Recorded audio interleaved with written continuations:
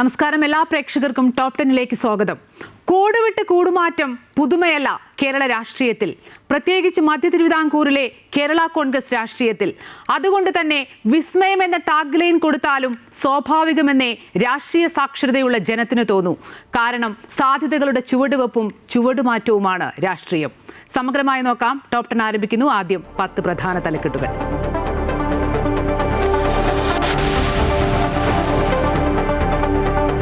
കോൺഗ്രസ്യം LDF വിടുമെന്ന അഭ്യൂഹം. Jose K മാണിയുമായി അനൌദ്യോഗിക ചർച്ച നടത്തി UDF നേതാക്കൾ. LDF വിടേണ്ടെന്ന നിലപാടിൽ റോഷി അഗസ്റ്റിനും പ്രമോദ് നാരായണനും. തീരുമാനം 16-ന് ചേരുന്ന സ്റ്റിയറിംഗ് കമ്മിറ്റിയിൽ. പാർട്ടി ഒറ്റക്കെട്ടായി മുന്നോട്ട് പോകുമെന്ന് ജോസ് കെ മാണി. നിയമസഭാ തെരഞ്ഞെടുപ്പിന് മുമ്പ് വിസ്മയങ്ങളുണ്ടാകുമെന്ന് VD സതീശൻ.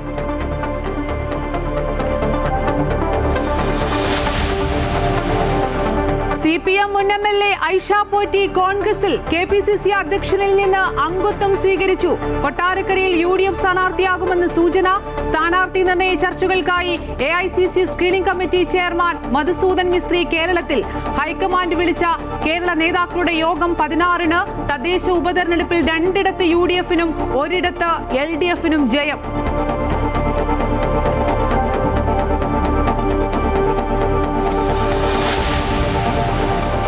ബലാത്സംഗ കേസിൽ രാഹുൽ മാങ്കൂട്ടത്തിൽ 3 ദിവസം പോലീസ് കസ്റ്റഡിയിൽ. രാഹുലിന്റെ ജാമ്യാപേക്ഷ വെള്ളിയാഴ്ച പരിഗണിക്കും. പാലക്കാട് ഹോട്ടലിൽ നിന്ന് രാഹുലിന്റെ ഒരു മൊബൈൽ കൂടി കണ്ടെത്തി. ലാപ്ടോപ്പ് കണ്ടെത്താനായില്ല. കോടതിയിലെത്തിച്ച രാഹുലിന് നേരെ ചീമുട്ടയെറിഞ്ഞ് പ്രതിഷേധം.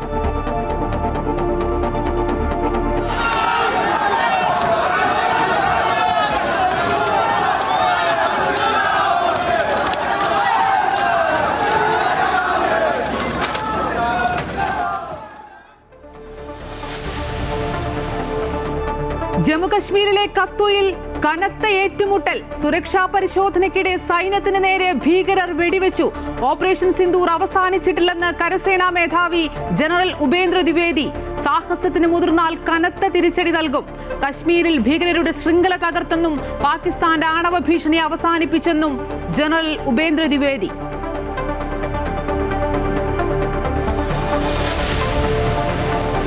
ശബരിമല തന്ത്രി കൈവശം വെച്ചിരുന്ന വാജിവാഹനം പിടിച്ചെടുത്ത SIT.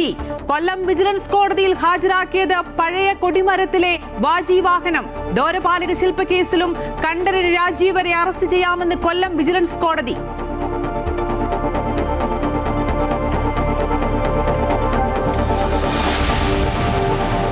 സംസ്ഥാന സ്കൂൾ കലോത്സവത്തിന് നാളെ തൃശൂരിൽ തിരിതെളിയും. മുഖ്യമന്ത്രി ഉദ്ഘാടനം ചെയ്യും. 25 വേദികളിൽ മാറ്റുരയ്ക്കുന്നത് 15,000-ഓളം കൗമാര പ്രതിഭകൾ. ഒരുക്കങ്ങൾ വിലയിരുത്തി മന്ത്രി V ശിവൻകുട്ടി. കലോത്സവ വേദികളിൽ നിന്നുള്ള തത്സമയ സംപ്രേഷണവുമായി അമൃത ന്യൂസും.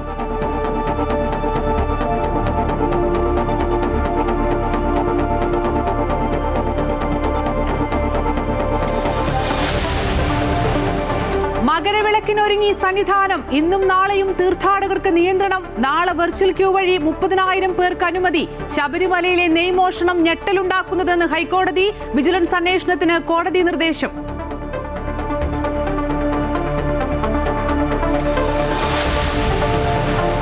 വനിതാ IPL-ൽ ഗുജറാത്തിനെതിരെ മുംബൈക്ക് 193 റൺസ് വിജയലക്ഷ്യം. 2020 ലോകകപ്പിൽ ഇന്ത്യയിൽ കളിക്കില്ലെന്ന് ആവർത്തിച്ച് ബംഗ്ലാദേശ്.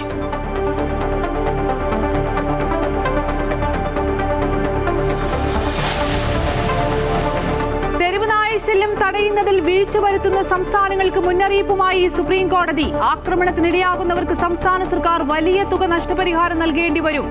നായസ്നേഹികൾക്കെതിരെയും രൂക്ഷ വിമർശനം.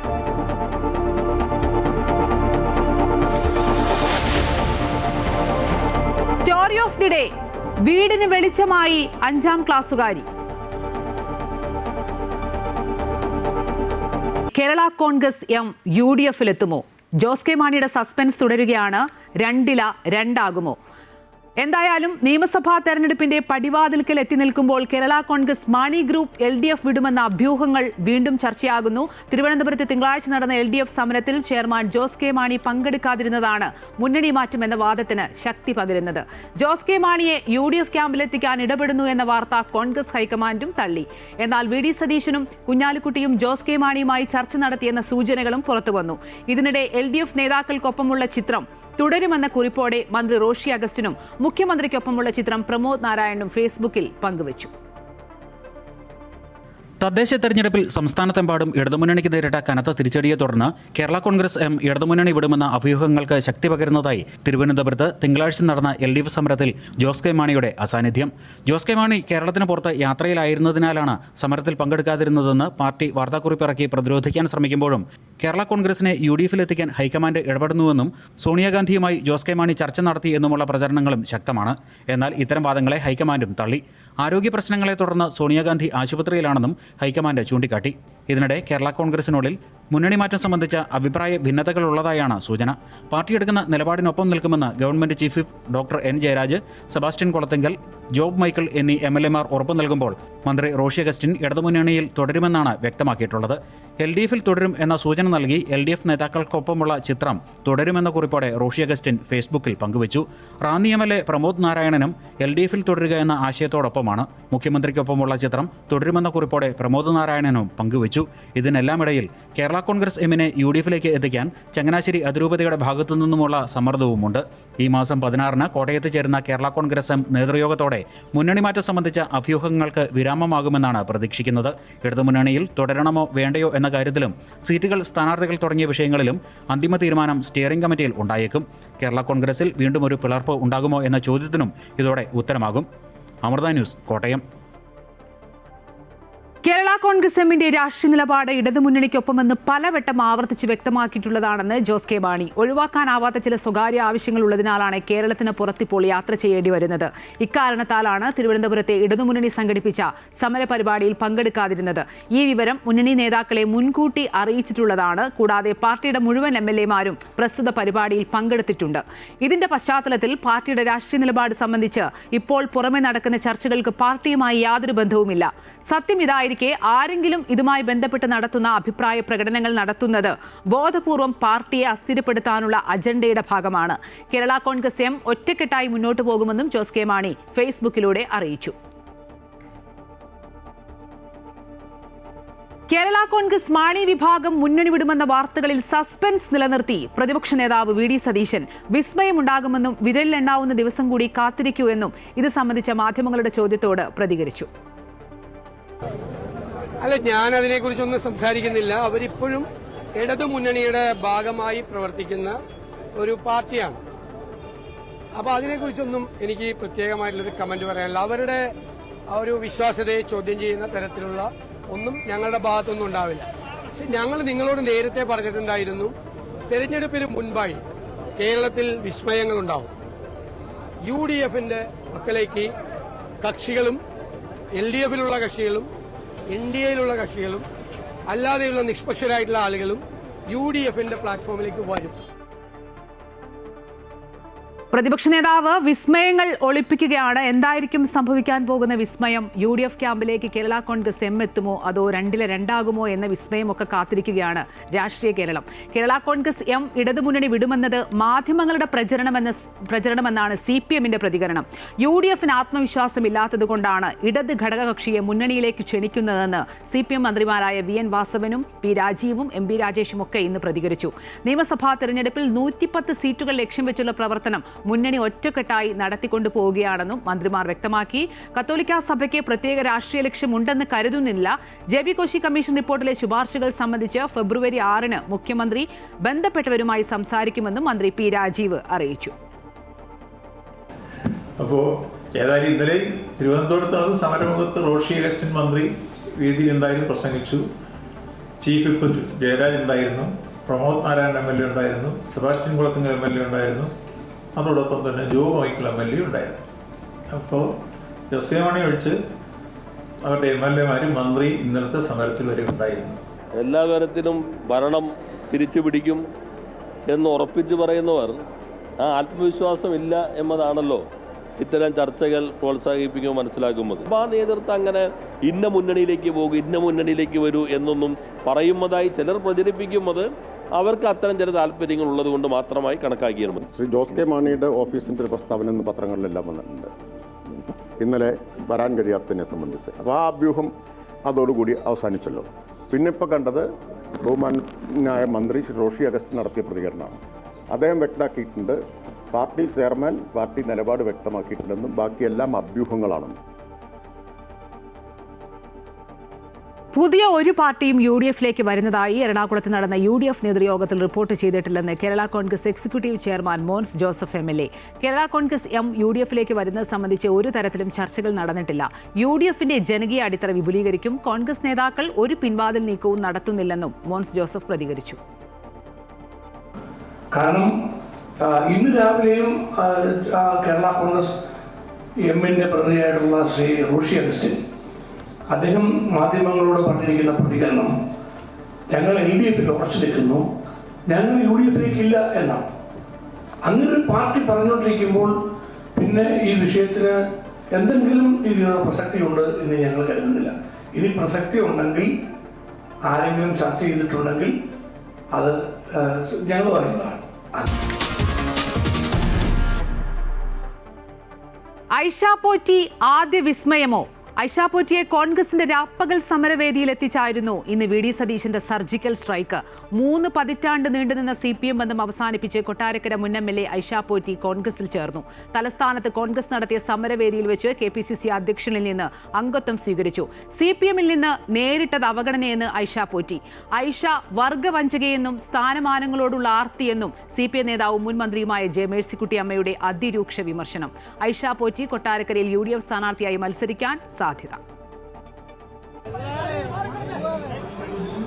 കോൺഗ്രസിന്റെ സമരവേദിയിൽ അപ്രതീക്ഷിത കടന്നുവരവായിരുന്നു ഇടതുകോട്ടയിലെ കരുത്തയായ വനിതാ നേതാവിൻ്റേത്. തുടർച്ചയായി 15 വർഷം കൊട്ടാരക്കരയുടെ MLA ആയിരുന്ന CPM-ന്റെ മുഖം 2006-ൽ സാക്ഷാൽ R. ബാലകൃഷ്ണപിള്ളയുടെ കോട്ടയിൽ കയറി മലർത്തിയടിച്ച ധീരവനിതയെന്ന പരിവേഷമായിരുന്നു ഐഷ പോറ്റിക്ക് ഇക്കാലം അത്രയും. 2016-ൽ 40,000-ലേറെ വോട്ടുകൾക്ക് കൊട്ടാരക്കരയിൽ നിന്ന് 3ാം തവണ ജയിച്ചപ്പോൾ മന്ത്രിസ്ഥാനം പ്രതീക്ഷിച്ചെങ്കിലും കിട്ടിയില്ല. 2021-ന് ശേഷം പല കാരണങ്ങളാൽ CPM-മായി അകലാൻ തുടങ്ങി. ഏറ്റവും ഒടുവിൽ ഉമ്മൻചാണ്ടിയുടെ അനുസ്മരണ ചടങ്ങിൽ പങ്കെടുത്തപ്പോൾ പാർട്ടി വിടുമെന്ന അഭ്യൂഹങ്ങൾ പരന്നു. എന്നാൽ തലസ്ഥാനത്ത് കേന്ദ്ര സർക്കാരിനെതിരെ നടന്ന കോൺഗ്രസിന്റെ സമരവേദിയിൽ തന്നെ കടന്നുവന്ന KPCC അധ്യക്ഷനിൽ നിന്ന് അംഗത്വം സ്വീകരിച്ചു.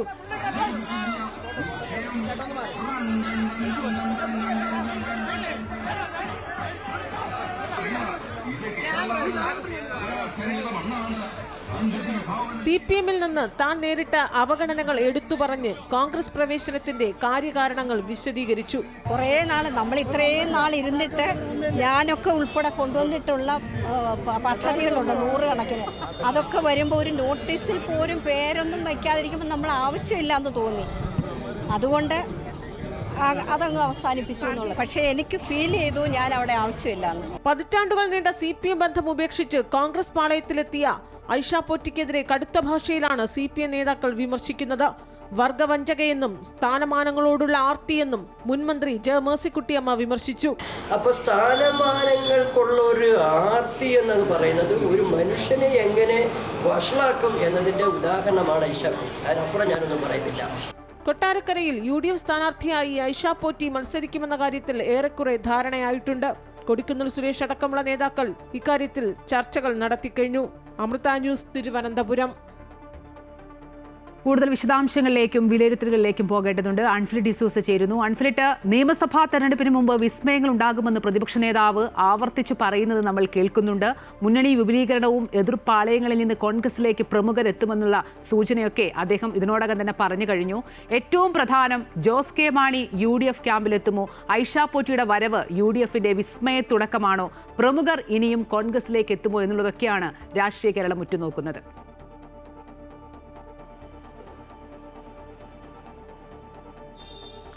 അമ്പിളി, തീർച്ചയായും VD സതീശന്റെ ഭാഷയിൽ വിസ്മയങ്ങൾ ഓരോന്നായി കാണാൻ തുടങ്ങിയിരിക്കുകയാണ് UDF സംസ്ഥാന രാഷ്ട്രീയത്തിൽ. അതിൽ UDF വിപുലീകരണം ഉണ്ടാകും, കോൺഗ്രസിൽ തന്നെ പല വിസ്മയങ്ങളും കാണാനിരിക്കുന്നു എന്ന് പറഞ്ഞ അതേ രീതിയിൽ തന്നെ അതിൻ്റെ തുടക്കമായി തന്നെ ഐഷ പോറ്റിയുടെ കോൺഗ്രസിലെ പ്രവേശനത്തെ നമ്മൾ കാണേണ്ടിയിരിക്കുന്നു. ഐഷ പോറ്റി എന്ന് പറയുമ്പോൾ ഒരു പ്രാദേശികമായ ഒരു ജില്ലാ നേതാവ് എന്നതിനപ്പുറത്തേക്ക് ഒരു CPM-ന്റെ ഒരു കരുത്തയായ വനിതാ മുഖമായിരുന്നു ഐഷ പോറ്റി. അതായത് R. ബാലകൃഷ്ണപിള്ളയുടെ കോട്ടയിൽ ഇടിച്ചു കയറി അവിടെ ചെങ്കൊടി പാറിച്ച അത്രയും സമർത്ഥയായ ധീരയായ ഒരു പരിവേഷമൊക്കെ സൂചനയായിരുന്നു ഐഷ പോറ്റിക്ക്. 3 പതിറ്റാണ്ട് നീണ്ടുനിന്ന CPM ബാന്ധവം ഉപേക്ഷിച്ച ഐഷ പോറ്റി പോലുള്ള ഒരു നേതാവിനെ കോൺഗ്രസ് പാളയത്തിലേക്ക് കൊണ്ടുവരാൻ കഴിയുമെങ്കിൽ ഇത് വ്യക്തമായൊരു സൂചനയാണ് UDF അല്ലെങ്കിൽ കോൺഗ്രസ് ഈ നിയമസഭാ തെരഞ്ഞെടുപ്പ് വേളയിൽ മറ്റു രാഷ്ട്രീയ പാർട്ടികൾക്ക് നൽകുന്നത്. അതായത് തദ്ദേശ തെരഞ്ഞെടുപ്പിൽ ഉണ്ടായിരിക്കുന്ന ആ ഒരു വിജയത്തിൻ്റെ ആ ഒരു ട്രെൻഡ് അല്ലെങ്കിൽ UDFന് കിട്ടിയ ഒരു ആത്മവിശ്വാസവും ആ കരുത്തും ചെറുതല്ല. അതിൻ്റെ അതേ രീതിയിൽ തന്നെയാണ് ഇനിയുള്ള നാളുകൾ ഈ തെരഞ്ഞെടുപ്പ് കളത്തിലേക്ക് ഇറങ്ങുന്നു എന്നൊരു സൂചനയും എന്നൊരു സന്ദേശവും തന്നെയാണ് കൃത്യമായി കോൺഗ്രസ് നേതൃത്വം മറ്റു മുന്നണികൾക്ക് മുന്നിൽ വയ്ക്കുകയാണ്. അതിനപ്പുറത്തേക്ക് കോൺഗ്രസ് UDF വിപുലീകരണത്തിലൂടെ ജോസ് കെ മാണി വിഭാഗത്തെ മുന്നണിയിലേക്ക് കൊണ്ടുവരാനുള്ള ശ്രമങ്ങൾ വളരെ അതിൻ്റെ ചരടുവരികളൊക്കെ നേരത്തെ തന്നെ ആരംഭിച്ചു കഴിഞ്ഞിരിക്കുകയാണ്. കാരണം അത്തരത്തിലുള്ള ചർച്ചകൾ വളരെ നേരത്തെ തന്നെ തുടങ്ങിയിരുന്നതാണ്. പക്ഷേ അപ്പോഴും ഒരു കൃത്യത ജോസ് കെ മാണി വിഭാഗത്തിൻ്റെ ഭാഗത്തുനിന്നുണ്ടായിരുന്നില്ല. പക്ഷേ അവിടെ ഇപ്പോഴും ചില തർക്കങ്ങളൊക്കെ, അതായത് റോഷി അഗസ്റ്റിനും പ്രമോദ് നാരായണൻ ഉൾപ്പെടെയുള്ള MLA-മാർക്ക് ഒരു വിഭാഗത്തിന് ഇപ്പോഴും കടുത്ത വിയോജിപ്പാണ്. അവർ ഇടതുമുന്നണി തന്നെ തുടരണമെന്ന ആവശ്യം ഉന്നയിക്കുമ്പോൾ മറുഭാഗത്ത് ജോസ് കെ മാണിയും മറ്റു 3 MLA-മാർ ജോസ് കെ മാണിക്കൊപ്പമുണ്ട്. ഒരു വിഭാഗം ഇപ്പോഴും മുന്നണി വിടണമെന്നൊരു ആവശ്യത്തിൽ ഉറച്ചു നിൽക്കുന്ന ഔദ്യോഗികമായ ചർച്ചകളൊക്കെ UDF നേതൃത്വവുമായി ജോസ് കെ മാണി നടത്തി കഴിഞ്ഞിരിക്കുകയാണ്. ഏറെക്കുറെ സീറ്റ് ചർച്ചകളിലേക്ക് വരെ കടന്നിരിക്കുന്നു തന്നെയാണ് നമ്മൾ മനസ്സിലാക്കുന്നത്. അങ്ങനെയെങ്കിൽ റോഷി അഗസ്റ്റിന്റെ വിയോജിപ്പിനിടയിൽ പോലും ഒരുപക്ഷെ അവിടെ തന്നെ ജോസ് കെ മാണി വിഭാഗം പിളർന്നു പോലും UDF-ലേക്ക് വരാനുള്ള സാധ്യതകളൊക്കെ തിരികെയാണ്. ആ ഒരു ആത്മവിശ്വാസത്തിൽ തന്നെയാണ് ഇന്ന് VD സതീശൻ വിസ്മയങ്ങൾ ഇനി കാണാനിരിക്കുന്നതേ ഉള്ളൂ എന്ന് പറയുന്നത്. കാരണം കൃത്യമായ അജണ്ടയിലും അല്ലെങ്കിൽ കൃത്യമായ കണക്കുകൂട്ടലിലൂടെ തന്നെയാണ് കോൺഗ്രസ് UDF ഇത്തവണ കളത്തിലേക്ക് ഇറങ്ങുന്നത് എന്ന കാര്യത്തിൽ യാതൊരു തർക്കവുമില്ല. പക്ഷേ അപ്പോഴും ചില സംശയങ്ങളും ചില ചോദ്യങ്ങളുമൊക്കെ ഇപ്പോഴും ഉയരുന്നത് ഈ ജോസ് കെ മാണി വിഭാഗം UDF-ലേക്ക് വരികയാണെങ്കിൽ വലിയ രീതിയിൽ മുന്നേറ്റമുണ്ടാക്കാൻ കഴിയുമെന്നുള്ള പ്രതീക്ഷയാണ് കോൺഗ്രസിനെങ്കിലും ഈ ഓരോ 5-5 കൊല്ലം കൂടുമ്പോൾ കാറ്റെവിടെയാണോ വീശുന്നത് അതനുസരിച്ച് മുന്നേറി മാറിക്കൊണ്ടിരിക്കുന്നു എന്നൊരു പ്രതിച്ഛായയാണ് ഇതിനോടകം ജോസ് കെ മാണി വിഭാഗത്തിലുള്ളത്. അപ്പോൾ ഈ പ്രബുദ്ധ കേരളം ഇത്തവണ UDF-ലേക്ക് വരുമ്പോൾ അതെങ്ങനെ ഈ കണക്കുകൂട്ടലുകൾക്കപ്പുറത്തേക്ക് അത് എങ്ങനെ കോൺഗ്രസിനെ ബാധിക്കും, ജനങ്ങൾ അതെങ്ങനെ അംഗീകരിക്കും എന്നുള്ളൊരു ചോദ്യം ഉയരുന്നു. മാത്രമല്ല ജോസഫ് വിഭാഗത്തെ എത്രത്തോളം അംഗീകരിക്കപ്പെടുമെന്നുള്ളതും ഈ ജോസഫ് വിഭാഗവുമായുള്ള ചർച്ചകളിൽ എത്ര സീറ്റുകൾ ഇവർക്ക് നൽകേണ്ടി വരും, സീറ്റ് ചർച്ചകളിലേക്ക് ഇവർ വഴങ്ങുമോ എന്നുള്ളൊരു ചോദ്യം അവിടെ മാറി നിൽക്കുകയാണ്. ഒപ്പം ജോസ് കെ മാണി വരികയാണെങ്കിൽ ഉറപ്പായും പാലാ സീറ്റിലായിരിക്കും മത്സരിക്കുമെങ്കിൽ മാണി സി കാപ്പൻ എത്രത്തോളം അതിന് അംഗീകരിക്കുമായിരിക്കും എന്നൊരു ചോദ്യം. കേരള കോൺഗ്രസ് മാണി ഗ്രൂപ്പ് UDF-ലേക്ക് എത്തുമോ, ഒപ്പം തന്നെ ഏതൊക്കെ പ്രമുഖർ ഇനി കോൺഗ്രസ് ക്യാമ്പിലേക്ക് എത്തുമോ എന്നൊക്കെ രാഷ്ട്രീയ കേരളം ഉറ്റുനോക്കുകയാണ്. വിശദാംശങ്ങൾ നൽകുകയായിരുന്നു ആൻഫ്രി ഡിസൂസ. ഐഷ പോറ്റിക്കെതിരെ CPM കൊല്ലം ജില്ലാ കമ്മിറ്റി രംഗത്തെത്തിയിരിക്കുകയാണ്. ഐഷ പോറ്റിയുടെ നിലപാട് അവസരവാദപരമെന്ന് CPM കൊല്ലം ജില്ലാ കമ്മിറ്റി. പാർട്ടിയാണ് ഐഷ പോറ്റിയെ MLA ആക്കിയതും ജില്ലാ പഞ്ചായത്ത് പ്രസിഡന്റാക്കിയതും. കഴിഞ്ഞ നിയമസഭാ തെരഞ്ഞെടുപ്പിന് പിന്നാലെ പാർട്ടിയിൽ സജീവമല്ലാതെയായി. അധികാരമില്ലാത്തപ്പോൾ ഒഴിഞ്ഞുമാറുന്നത് പാർട്ടി പ്രവർത്തകർക്ക് ചേർന്നതല്ല. ഏത് സാഹചര്യത്തിലാണ് ഐഷ പോറ്റി കോൺഗ്രസിലേക്ക് പോയതെന്ന് മനസ്സിലാകുന്നില്ല. അവസരവാദപരമായ നിലപാട് കൊട്ടാരക്കരയിലെ പാർട്ടി പ്രവർത്തകർ മനസ്സിലാക്കുമെന്നും CPM ജില്ലാ കമ്മിറ്റി വ്യക്തമാക്കുന്നു. നിയമസഭാ തെരഞ്ഞെടുപ്പിനുള്ള കോൺഗ്രസ് സ്ഥാനാർത്ഥി നിർണയ ചർച്ചകൾക്ക് ഔദ്യോഗിക തുടക്കം. AICC screening committee chairman Madhusudan Mistry പ്രധാന നേതാക്കളുമായി കൂടിക്കാഴ്ച നടത്തും. തദ്ദേശ തെരഞ്ഞെടുപ്പിന്റെ ആവേശത്തിൽ ഭരണത്തിലേക്കുള്ള മടങ്ങിവരവിന് സർവ്വസന്നാഹങ്ങളുമായി തയ്യാറെടുക്കുകയാണ് കോൺഗ്രസ്. സ്ഥാനാർത്ഥി നിർണയ ചർച്ചകളിലേക്ക് ഔദ്യോഗികമായി നേതൃത്വം കടക്കുന്നു. കേരളത്തിന്റെ തെരഞ്ഞെടുപ്പ് സ്ക്രീനിംഗ് കമ്മിറ്റി അധ്യക്ഷൻ മധുസൂദനൻ മിസ്ത്രിയുടെ മേൽനോട്ടത്തിലാണ് സ്ഥാനാർത്ഥി നിർണയ ചർച്ചകൾ നടക്കുന്നത്. ഇക്കാര്യത്തിൽ പാലിക്കേണ്ട നിബന്ധനകളെക്കുറിച്ച് ഹൈക്കമാൻഡ് KPCC നേതൃത്വത്തിന് കൃത്യമായ നിർദ്ദേശം നൽകിയിട്ടുണ്ട്. നിലവിലെ MP-മാർ മത്സരിക്കേണ്ടതില്ലെന്ന നിലപാടിലാണ് നേതൃത്വം. AICC ജനറൽ സെക്രട്ടറിമാരായ KC വേണുഗോപാൽ, ദീപാദാസ് മുൻഷി എന്നിവർ ഉൾപ്പെടെ സംസ്ഥാന നേതാക്കൾ ഇന്നും നാളെയും തലസ്ഥാനത്തുണ്ട്. വയനാട്ടിൽ നടന്ന ചിന്തൻ ശിബിരത്തിലെ ചർച്ചകളുടെയും തീരുമാനങ്ങളുടെയും പശ്ചാത്തലത്തിലാണ് പ്രവർത്തനങ്ങൾ. ഗ്രൂപ്പുകളുടെയോ നേതാക്കളുടെയോ പിടിവാശിയിൽ സ്ഥാനാർത്ഥി നിർണയം അനുവദിക്കില്ല എന്നാണ് ഹൈക്കമാൻഡ് നിലപാട്. വിജയം മാത്രമായിരിക്കും മാനദണ്ഡം. പ്രാദേശിക ഘടകങ്ങളുമായി സ്ഥാനാർത്ഥികളുടെ ജയസാധ്യത ചർച്ച ചെയ്യും. സിറ്റിംഗ് MLA-മാർ മണ്ഡലത്തിൽ നടത്തിയ പ്രവർത്തനങ്ങളും ജയസാധ്യതയും വിലയിരുത്തും. മണ്ഡലത്തിലെ സാധ്യതകളെക്കുറിച്ച് കനകോലുവിന്റെയും ദീപാദാസ് മുൻഷിയുടെയും റിപ്പോർട്ടുകൾ പരിഗണിക്കപ്പെടും. ഓരോ മണ്ഡലങ്ങളിലും സ്ക്രീനിംഗ് കമ്മിറ്റിയും കോർ കമ്മിറ്റിയും ചർച്ച നടത്തി തയ്യാറാക്കുന്ന 3 പേരടങ്ങുന്ന പട്ടിക AICCക്ക് സമർപ്പിക്കും. കോൺഗ്രസിനുള്ളിലെ പ്രാഥമിക ചർച്ചകൾ പൂർത്തിയായ ശേഷം ഘടകകക്ഷികളുമായുള്ള ഉഭയകക്ഷി ചർച്ചകൾ ആരംഭിക്കും. ജനുവരി 20-നുള്ളിൽ സ്ഥാനാർത്ഥി നിർണയം പൂർത്തിയാക്കാനാണ് UDF-ന്റെ തീരുമാനം. അമൃത ന്യൂസ്, തിരുവനന്തപുരം. തദ്ദേശ തെരഞ്ഞെടുപ്പിൽ തിരുവനന്തപുരം കോർപ്പറേഷനിലെ വിഴിഞ്ഞമ്പാട് തിരിച്ചുപിടിച്ച് UDF 83 വോട്ടിനാണ് UDF-ന്റെ KH സുധീർ ഖാൻ വിജയിച്ചത്. ഹാർബർ വാർഡിലെ മുൻ കൗൺസിലറായിരുന്നു സുധീർ ഖാൻ. ഇതോടെ കോർപ്പറേഷനിൽ UDF-ന്റെ സീറ്റ് 20 ഏറെക്കാലത്തിന് ശേഷമാണ് വിഴിഞ്ഞമ്പാട് UDF തിരിച്ചുപിടിക്കുന്നത്. LDF വിമതൻ 118 വോട്ട് പിടിച്ചതാണ് പാർട്ടി സ്ഥാനാർത്ഥിക്ക് കനത്ത തിരിച്ചടിയായത്. എറണാകുളം ഓണക്കൂരിൽ LDF-ഉം മലപ്പുറം മൂത്തേടത്ത് UDF-ഉം വിജയിച്ചു. ഓണക്കൂരിൽ LDF-ന്റെ CB രാജീവ് 221 വോട്ടിനാണ് ജയിച്ചത്. മൂത്തേടത്ത് മുസ്ലിം ലീഗിലെ സുബൈദ 222 വോട്ടുകൾക്ക് വിജയിച്ചു. പുതിയ നിയമനിർമ്മാണത്തിലൂടെ മഹാത്മാഗാന്ധി ഗ്രാമീണ തൊഴിലുറപ്പ് പദ്ധതിയുടെ അന്തസത്ത തകർത്ത മോദി സർക്കാരിന്റെ നടപടിയിൽ പ്രതിഷേധിച്ചുള്ള കോൺഗ്രസിന്റെ ദ്വിദിന രാപ്പകൽ സമരം ലോക്ഭവന് മുന്നിൽ തുടരുന്നു. തൊഴിൽ അവകാശം സംരക്ഷിക്കുന്ന വിധം ദേശീയ ഗ്രാമീണ തൊഴിലുറപ്പ് നിയമം പുനഃസ്ഥാപിക്കണമെന്നാണ് ആവശ്യം. AICC general secretary KC Venugopal MP സമരം ഉദ്ഘാടനം ചെയ്തു. KPCC അധ്യക്ഷൻ സണ്ണി ജോസഫ്, പ്രതിപക്ഷ നേതാവ് VD സതീശൻ, മുതിർന്ന നേതാക്കളായ രമേശ് ചെന്നിത്തല, K സുധാകരൻ, ദീപാദാസ് മുൻഷി തുടങ്ങിയ നേതാക്കൾ പങ്കെടുത്തു.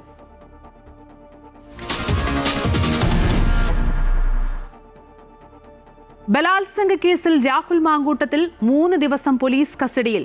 3ാം ബലാത്സംഗ കേസിലാണ് രാഹുൽ മാങ്കൂട്ടത്തിൽ MLA-യെ 3 ദിവസത്തേക്ക് പ്രത്യേക അന്വേഷണ സംഘം കസ്റ്റഡിയിൽ വിട്ടത്. Thiruvalla first class judicial magistrate കോടതിയാണ് കസ്റ്റഡിയിൽ വിട്ടത്. പ്രോസിക്യൂഷന്റെ ആവശ്യം കോടതി അംഗീകരിക്കുകയായിരുന്നു. രാഹുലിന്റെ ജാമ്യാപേക്ഷ ഇന്ന് കോടതി പരിഗണിച്ചില്ല. 3 ദിവസത്തെ കസ്റ്റഡിക്ക് ശേഷം 16-ാം തീയതി അപേക്ഷ പരിഗണിക്കാമെന്ന് കോടതി അറിയിച്ചു. കോടതിയിലെത്തിച്ച രാഹുലിന്റെ നേരെ പ്രതിഷേധക്കാർ ചീമുട്ടയെറിഞ്ഞു. അതിനിടെ പാലക്കാട് ഹോട്ടലിൽ നിന്ന് രാഹുലിന്റെ മൊബൈൽ അന്വേഷണ സംഘം കണ്ടെത്തി. ലാപ്ടോപ്പ് കണ്ടെത്താനായില്ല.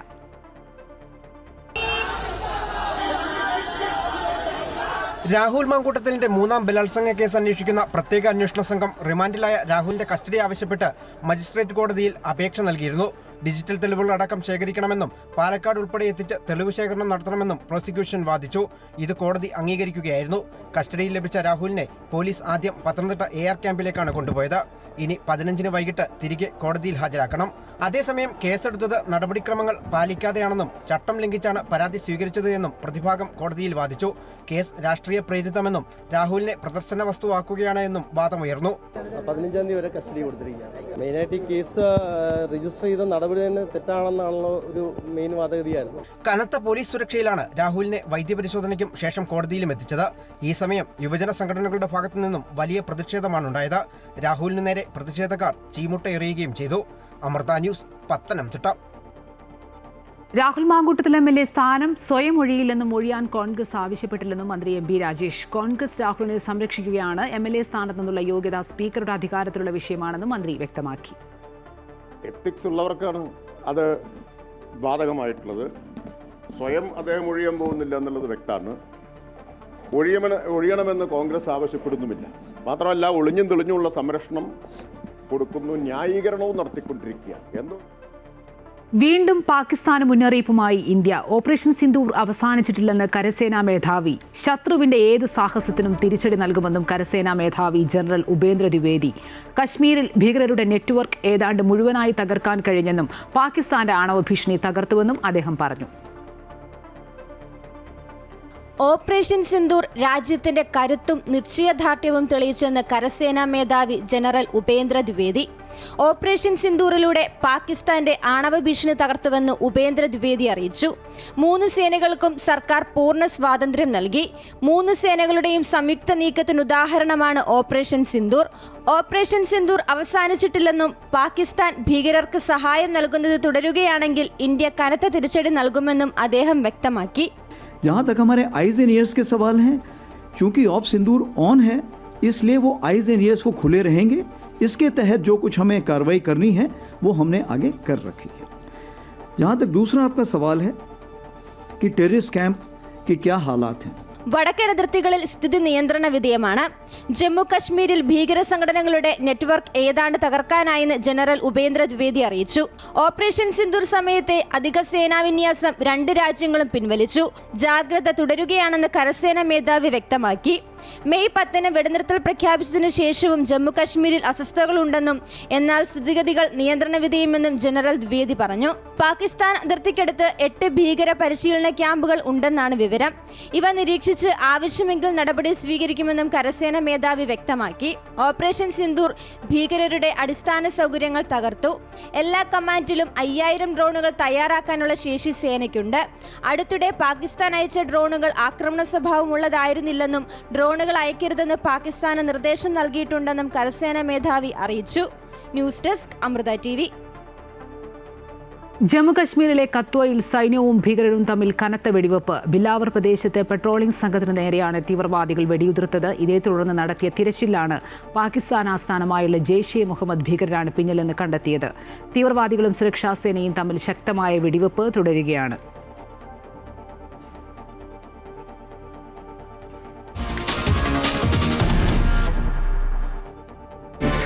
തക്കിട്ട ജം തക്കിട്ട നം തക്കിട്ട തും തകിടതികിടിം തക്കിട്ട തകദിം തക്കിട്ട തത്തും.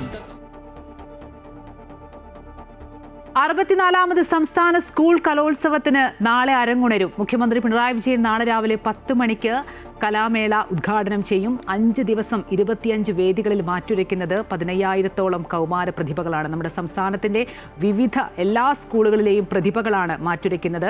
സ്വർണ്ണക്കപ്പ് പ്രയാണം ഇന്ന് പൂരനഗരിയിലെത്തി. അവസാനവട്ട ഒരുക്കങ്ങളെല്ലാം വിദ്യാഭ്യാസ മന്ത്രി വി ശിവൻകുട്ടി നേരിട്ട് വിലയിരുത്തുകയും ചെയ്തു. കലോത്സവ വേദികളിൽ നിന്നുള്ള തത്സമയ സംപ്രേഷണവുമായി ആ വിശേഷങ്ങളെല്ലാം അമൃത പ്രേക്ഷകരിലേക്ക് അമൃത ന്യൂസ് തത്സമയം തന്നെ എത്തിക്കും. ഇപ്പോൾ ശ്രീജിത്ത് നായരും അതുപോലെ തന്നെ ശ്രീജ ആശിഷും ചേരുന്നുണ്ട്. ശ്രീജ, നാളെ മുതൽ തൃശ്ശൂരിൽ കലാപൂരമാണ്. അതായത് കലാകേരളത്തിന് പിന്നീട് അങ്ങോട്ട് ആഘോഷരാവുകളാണ്. 5 ദിവസം നീളുന്ന കലോത്സവത്തിൽ കേരളത്തിൻ്റെ കലാകൗമാരം നമുക്കറിയാം വീറും വാശിയോടെ 25 വേദികളിൽ മാറ്റുരയ്ക്കുന്നത് കാണാൻ കഴിയും. തൃശ്ശൂർ എത്രത്തോളം ആ ആവേശത്തെ വരവേൽക്കാൻ ഒരുങ്ങിക്കഴിഞ്ഞു?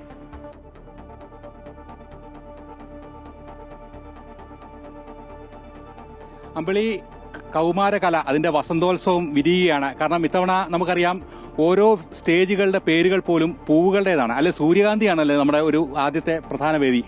ശ്രീജ, നമുക്ക് കാണാൻ കഴിയുന്ന പോലെ തന്നെ ഈ ഒരു 25 വേദികളിലും സുസജ്ജമാണ്. നമ്മളുടെ ടീം വളരെ സുസജ്ജമാണ്. അതായത് ഓരോ കൗമാരത്തിലെ ഓരോ തുടുപ്പുകളെയും ഒപ്പിയെടുക്കാൻ നമ്മൾ സുസജ്ജരായി കാത്തിരിക്കുകയാണ്. പ്രധാനമായിട്ട് എന്ത് തോന്നുന്നു ശ്രീജ, നമ്മുടെ ഈ തൃശ്ശൂരിന്റെ ഒരുക്കവും ഈ ഒരു ഫീലും ഒക്കെ കാണുമ്പോൾ? ഇപ്പം നാളെ ഇനി ചുരുക്കം നിമിഷങ്ങളേ ഉള്ളൂ. NS കമ്മീഷൻ നാളെ രാവിലെ 9 മണിക്ക് ഇത് ഈ കാണുന്നതാണ്. അതിനൊരു പ്രത്യേകത ഉണ്ടല്ലേ, കണ്ടിട്ട് തന്നെ ഒരു അതെ, ഈ പ്രതീകാത്മകമാണ്. പക്ഷേ ഇതേക്കുറിച്ച് ആധികാരികമായിട്ട് സംസാരിക്കാൻ അറിയില്ല. എങ്കിൽ കൂടി ഞാൻ പ്രധാനമായിട്ടും കലോത്സവത്തിന്റെ ഒരു ആവേശത്തിലാണ്. ഈ രാത്രി ഒന്ന് ഇരുട്ടി വെളുത്തെങ്കിൽ നിന്ന് കൊതിക്കുകയാണ്. കാരണം നാളെ കഴിഞ്ഞാൽ പരിപാടി തുടങ്ങുകയാണ്. നാളെ തന്നെ ആകർഷകമായ എല്ലാ ഇനങ്ങളും ഉണ്ട് കേട്ടോ. എനിക്ക് തോന്നുന്നു ഫസ്റ്റ് ഡേ തന്നെ ആളുകളെ കൂടുതൽ എന്റർടൈനിങ് ആക്കാനായിട്ട് ഒപ്പന, മോഹിനിയാട്ടം, മിമിക്രി, ഭരതനാട്യം എല്ലാ ഐറ്റവും ഉണ്ട്. അപ്പോൾ മൊത്തത്തിലൊരു ആവേശം, കളറാവാൻ പോവുകയാണ്, പൂക്കൾ വിരിയാൻ പോവുകയാണ് അല്ലേ? തീർച്ചയായിട്ടും. എനിക്ക് ആധികാരികമായിട്ട് പറയാൻ കഴിയുന്നില്ലെങ്കിലും ഞാൻ കാണുന്ന കാര്യം പറയാം. അവിടെ ഒരു ബ്രഷുണ്ട്, സംഗീത ഉപകരണത്തെ രീതിയിൽ വീണയുണ്ട്.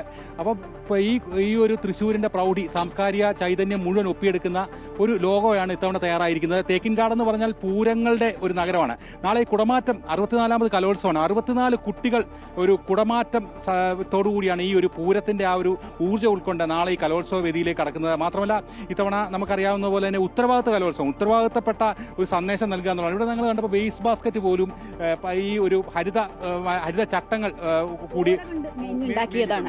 അതെ അതെ. അപ്പോൾ ഈ പറഞ്ഞതുപോലെ വളരെ രസകരമായിരിക്കും, ആസ്വാദ്യകരമായിരിക്കും, എന്താകുമെന്ന് അറിയാനായിട്ടുള്ള ഒരു ആകാംക്ഷ നമുക്ക് വല്ലാണ്ടുണ്ട് അല്ലേ? അപ്പോൾ എന്തായാലും ഈ പറഞ്ഞതുപോലെ നമ്മൾ റെഡിയാണ് എന്നുള്ളതാണ് എടുത്തു പറയേണ്ടത്. നമ്മുടെ PCR സെറ്റാണ്, നമ്മുടെ ആളുകളൊക്കെ സെറ്റാണ്. നമ്മൾ മൊത്തത്തിൽ കലോത്സവം നിങ്ങളിലേക്ക് എത്തിക്കാൻ പൂർണ്ണമായും റെഡി ആയിട്ടിരിക്കുകയാണ്.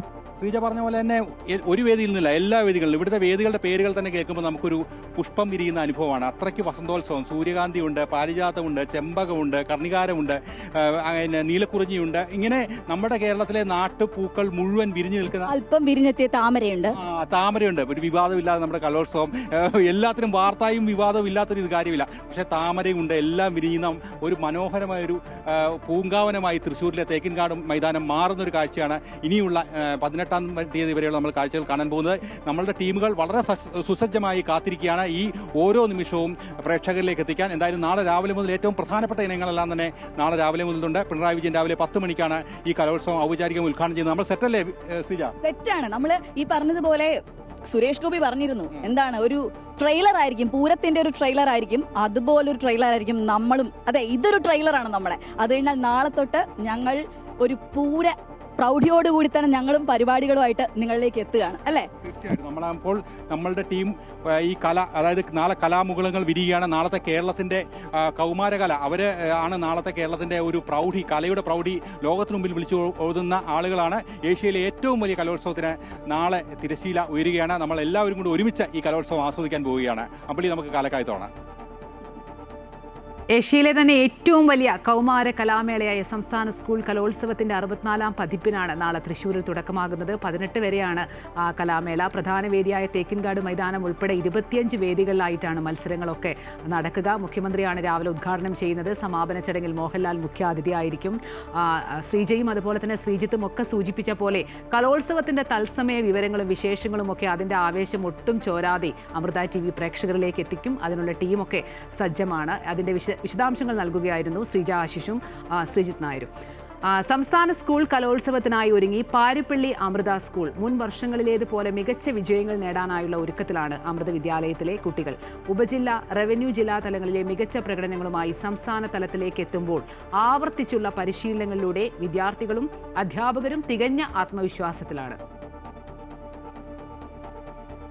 നന്മയുടെ വിത്തുകൾ പാകി മുളപ്പിക്കും പോലെയാണ് അമൃത വിദ്യാലയങ്ങൾ കുട്ടികളെ വളർത്തിയെടുക്കുന്നത്. വിദ്യാർത്ഥികളുടെ സർഗാത്മകതയും സാംസ്കാരിക അവബോധവും സമൂഹ നന്മയ്ക്കായി ഉതകും വിധമാണ് സദ്ഗുരു ശ്രീ മാതാ അമൃതാനന്ദമയി ദേവിയുടെ ആശയങ്ങളിൽ ഊന്നിയുള്ള പാഠ്യേതര പ്രവർത്തനങ്ങൾ. അങ്ങനെ സാംസ്കാരിക സാമൂഹിക വളർച്ചയ്ക്കൊപ്പം വ്യക്തിത്വ വികസനത്തിനും ഊന്നൽ നൽകി സ്കൂൾ കലോത്സവ വേദികളിൽ മികവാർന്ന പ്രകടനങ്ങൾ കാഴ്ചവെക്കാൻ ഒരുങ്ങുകയാണ് പാരിപ്പള്ളി അമൃത സ്കൂളും. ഉപജില്ല, റവന്യൂ ജില്ലാ തലങ്ങളിൽ കൈവരിച്ച നേട്ടങ്ങൾ സംസ്ഥാന തലത്തിലും തുടരാനാണ് കുട്ടികളും അധ്യാപകരും തയ്യാറെടുക്കുന്നത്. മാതാ അമൃതാനന്ദമയി മഠത്തിൻ്റെ കീഴിലുള്ള ഈ സ്കൂള് ലോകമാതാവായ അമ്മയുടെ അനുഗ്രഹത്താൽ സമ്പന്നമായ ഈ സ്കൂള് ഇവിടെ ക്ഷേത്രകലകളടക്കം വിവിധ കലാമത്സരങ്ങൾക്ക് കുട്ടികൾ തയ്യാറെടുക്കുകയാണ്. നമ്മുടെ ഹയർ സെക്കൻഡറി വിഭാഗത്തിൽ സബ് ജില്ലാ കലോത്സവത്തിൽ ഫസ്റ്റ് ഓവറാൾ കരസ്ഥമാക്കാൻ നമുക്ക് സാധിച്ചു. അതിൻ്റെ പിന്നുള്ള എല്ലാ പ്രവർത്തനങ്ങൾക്കും ചുക്കാൻ പിടിച്ചു നിന്നത് നമ്മുടെ സ്കൂളിൻ്റെ മാനേജറായി പ്രവർത്തിച്ചുകൊണ്ടിരിക്കുന്ന തുര്യാമൃതാനന്ദ സ്വാമി തന്നെയാണ്. മോഹിനിയാട്ടം, കേരള നടനം, കൂടിയാട്ടം തുടങ്ങിയ ക്ഷേത്ര കലാരൂപങ്ങളിലും വാദ്യ സംഗീത കലാരൂപങ്ങളായ മദ്ദളം, പഞ്ചവാദ്യം എന്നിവയിലും അമൃത സ്കൂളിലെ കുട്ടികൾ മത്സരിക്കുന്നുണ്ട്.